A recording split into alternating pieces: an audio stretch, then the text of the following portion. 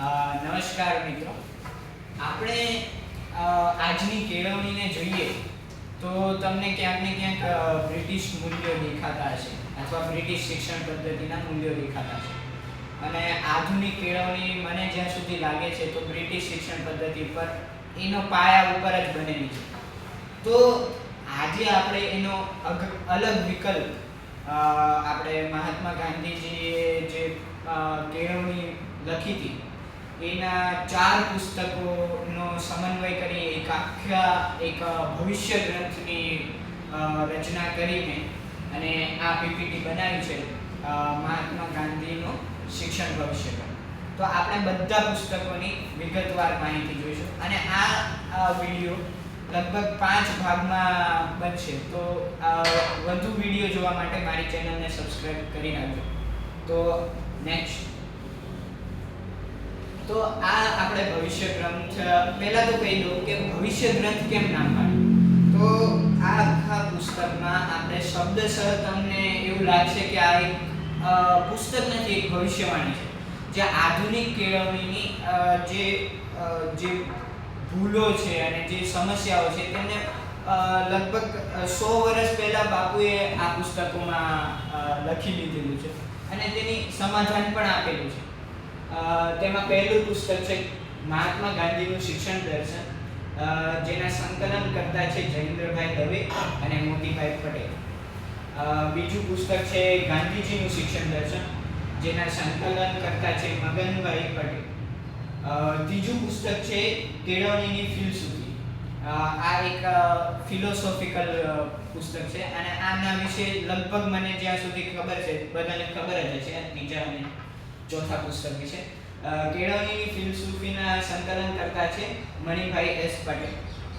અને ચોથું પુસ્તક છે ખરી કેળવણી, જે બાપુ દ્વારા લખવામાં આવેલું છે અને તેમને આખી શિક્ષણ પદ્ધતિ એમની દર્શાવવામાં આવેલી છે કે સાચી કેળવણી કોને કહેવાય. તો આપણે જોઈએ. નેક્સ્ટ, આપણે પરિચય લઈએ ગાંધીજીના શિક્ષણ વિશેના વિચાર. તો ગાંધીજી માનતા હતા કે શિક્ષણ એટલે બાળક, શરીર, મન અને આત્માના સર્વાંગી વિકાસ માટેનું સાધન. આજનું શિક્ષણ આપણે જોઈએ તો એવું લાગે કે ક્યાંક ને ક્યાંક આજનું શિક્ષણ એકદમ કંટાળાજનક. બાળક માની લો કે કોઈ બાળક બાળ મંદિરમાં હજી પ્રવેશ નથી મેળવ્યો અને પહેલા દિવસે જાય છે. પહેલા દિવસે ઘણો ઉત્સાહિત થઈને જાય છે પણ બીજા દિવસે રોવે છે કે મારે નથી જવું. તો એવું કેમ? એટલે આજનું શિક્ષણ એટલું કંટાળાજનક, માહિતી ભરવાનું સાધન થઈ ગયું છે બસ. તો ગાંધીજીના મત પ્રમાણે કેળવણી એવી હોવી જોઈએ જે માહિતી ના ભરે, જે બધા શરીર, મન અને બધી રીતે આત્માનો બધી જ રીતે સર્વાંગી વિકાસ થાય.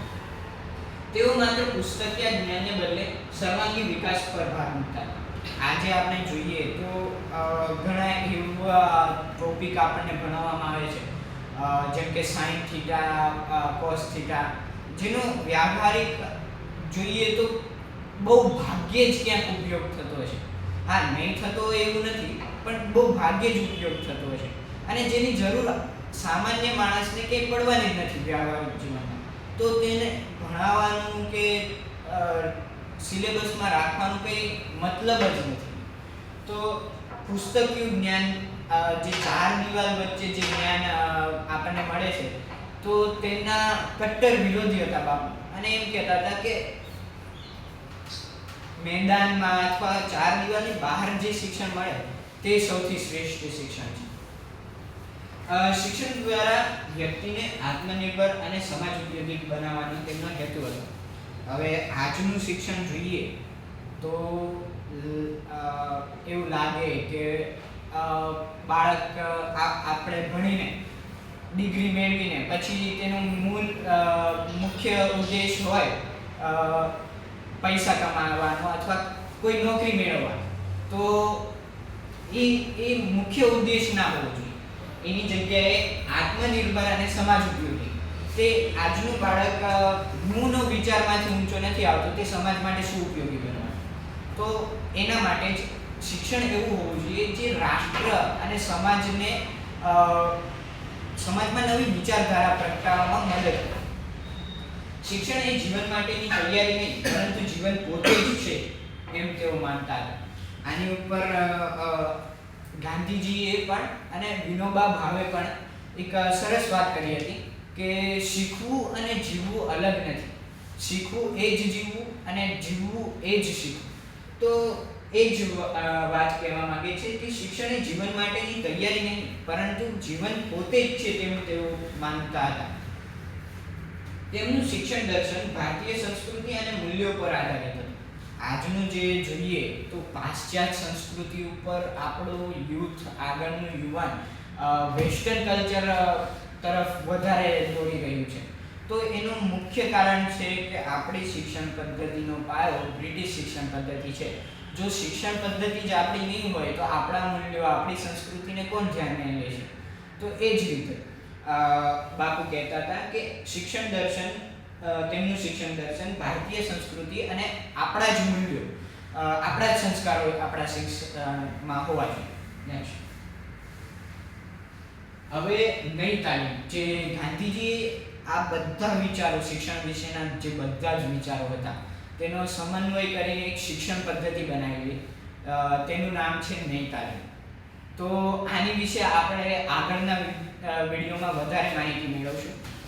અત્યારે આપણે શિક્ષણ દર્શનના વિચારો, ગાંધીજીના વિચારો વિશે માહિતી મેળવી અને આ નઈ તાલીમ અને વર્ધા યોજનાનો આવતા વિડીયોમાં આપણે ઊંડાણપૂર્વક માહિતી મેળવીશું.